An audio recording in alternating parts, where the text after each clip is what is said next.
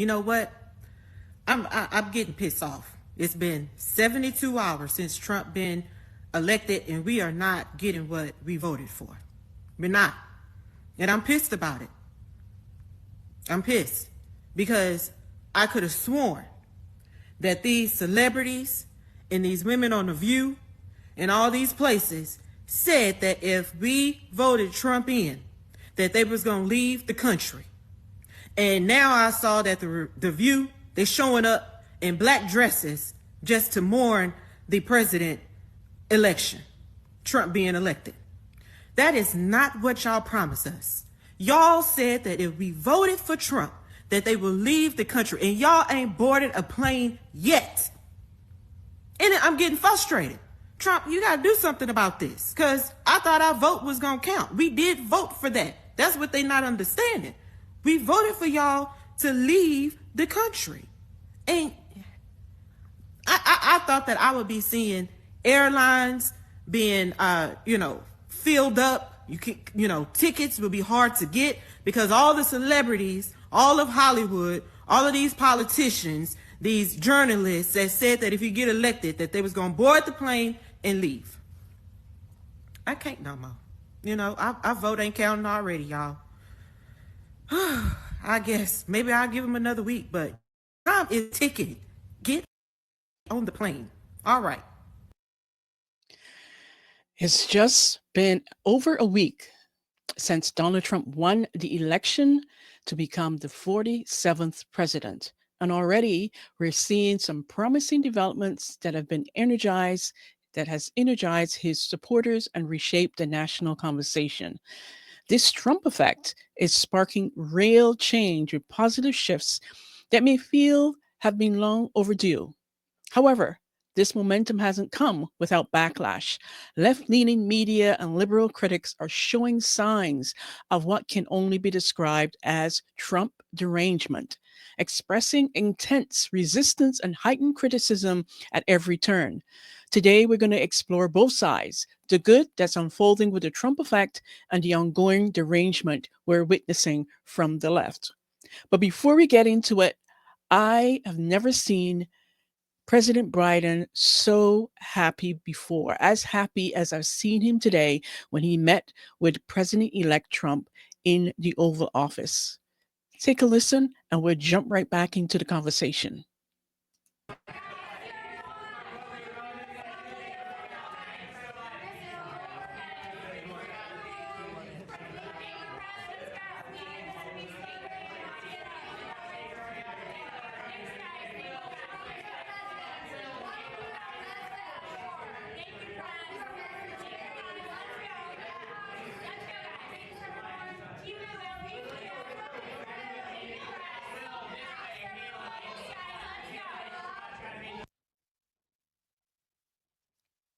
And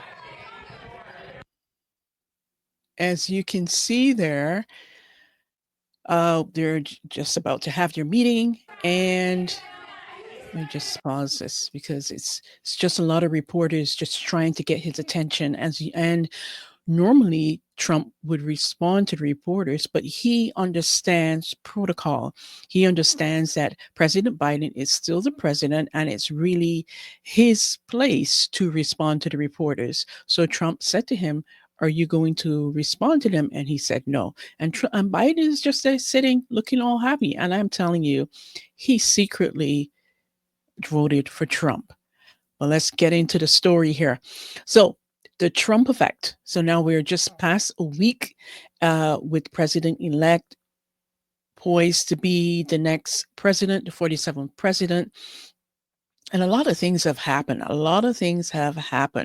And I'll let this gentleman just give you a synopsis of all the things that have happened within even a shorter time span of things when the election was won. Take a listen. Trump's not even president yet. And have you seen what's happened in the last 48 hours? The misogynist appoints the first ever woman to be chief of staff. The Taliban announced they want peace with America and to be taken off the terrorist list. Putin came out and said that Western civilization is not an enemy. Mexico has started securing the border in, of course, response to tariff threats. Saudi Arabia is kicking out all of their Hamas leaders. New York is cleaning up their illegal migrant crisis. Xi Jinping came out and said he wants to peacefully coexist with China and said that they respect American people. The European Union chief finally came out and said, hey, America, can we start buying LNG from you so they stop buying from Russian gas? Putin says he takes Donald Trump's plan to end the war with Ukraine very seriously, and Russia supports it. The Houthis are stepping back. The Hamas called for an immediate end to war. He's calling for term limits in from Congress so that way people like Nancy Pelosi stop being forever members. Stock markets and crypto hit all-time highs.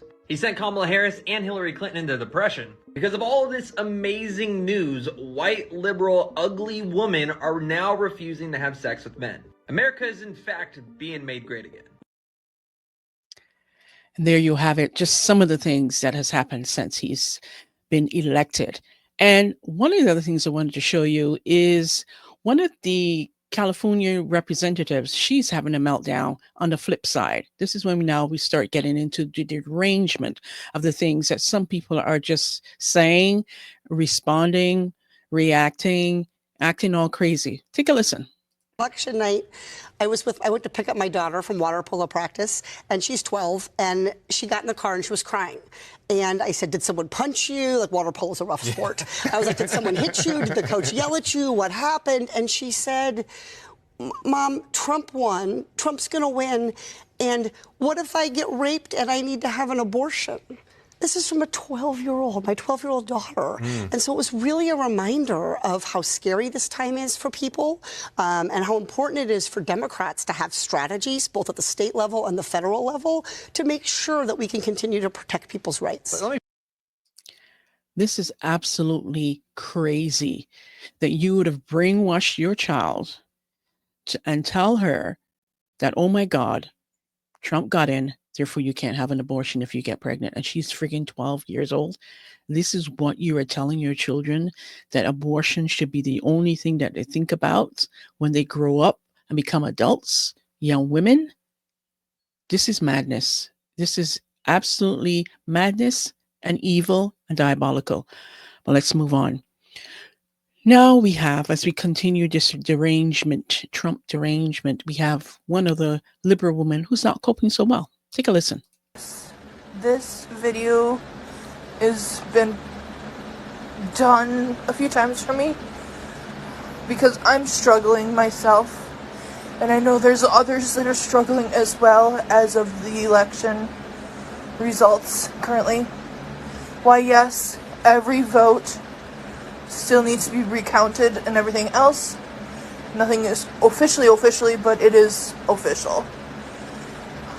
I just want to let you all know that if you need to talk, I will be available to talk. If you want to talk to other family members or anything, have a bottle of wine, an entire bottle of wine. It's okay. Having ice cream. Just talk to someone. Get out your coping skills, anything like that. If you want to not talk to friends or family, there is also, if you need, the crisis number, which is 988. Everyone is struggling, and I hope that somehow, eventually, we can all, I don't know what to say, right, but I can't really say to get better because it's going to be hard. I don't know. I'm sorry, guys. We all failed you. Wow. First of all, you need to lay off the ice cream. Ice cream is not going to help you. And reality is, Trump has been elected. There's nothing to recount.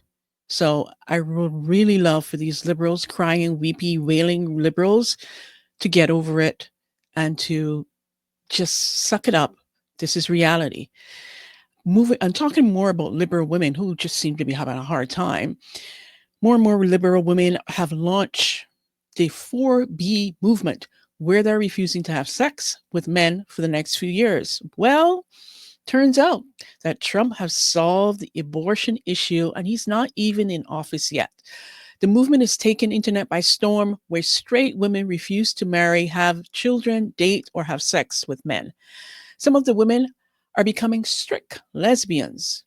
They said that we have pandered and begged for men's safety and done all the things that we were supposed to do, and they still hate us, said one member of the movement to the CNN. Now, the 4B movement comes from Korea, which stands for Bihon, Bishalon, and a whole bunch of different translations, which means no to marriage, no to children, no to dating, and no sex with men. Some women are even shaving their heads off to become even more unattractive than they really are. But I move on and give you another example of the liberal women who've taken it too far. Take a listen. Spicy, because I do. No matter how loud, how kind, respectful, how cute, men will still fucking hate you. Women are talking about bringing that 4B movement right here to the United States. Talking about the fucking Operation 4B. Refuse to date men, get married, have sex with them, or children. All I have to say is good luck getting laid.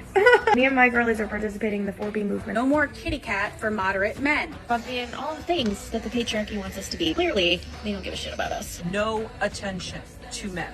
Delete block. Do not respond to them. Government cares that they're not having kids because children are the future labor force. I'm gonna start barking and getting fucking crazy. I think I'm crazy? Me too. Just like all the women before me who are crazy. It is the best thing I've ever done for my mental health.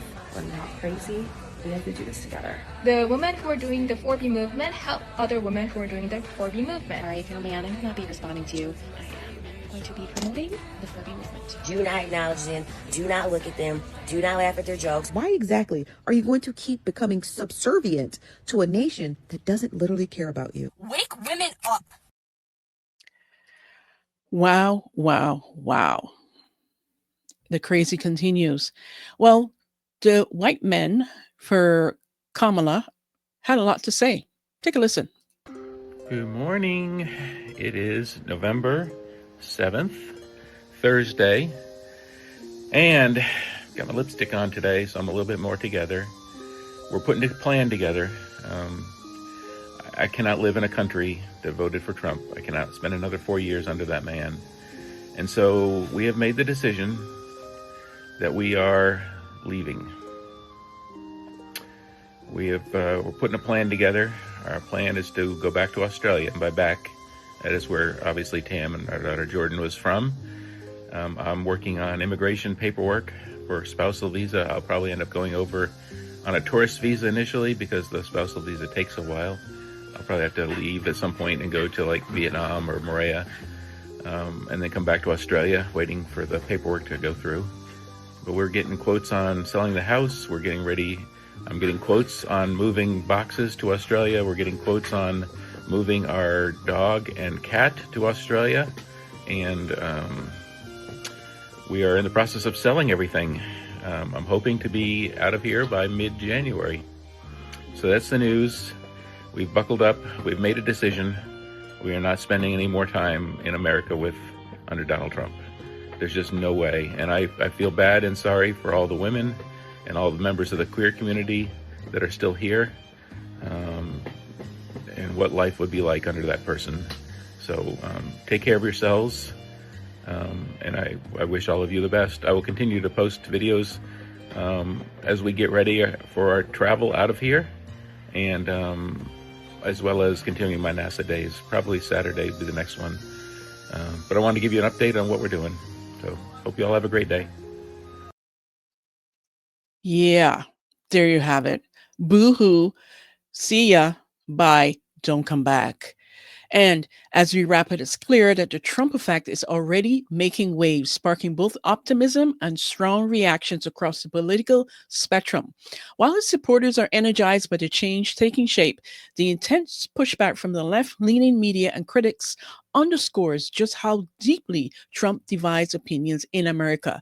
This polarization isn't likely to fade anytime soon, but one thing is certain: the impact of his presidency is being felt, and it's only the beginning.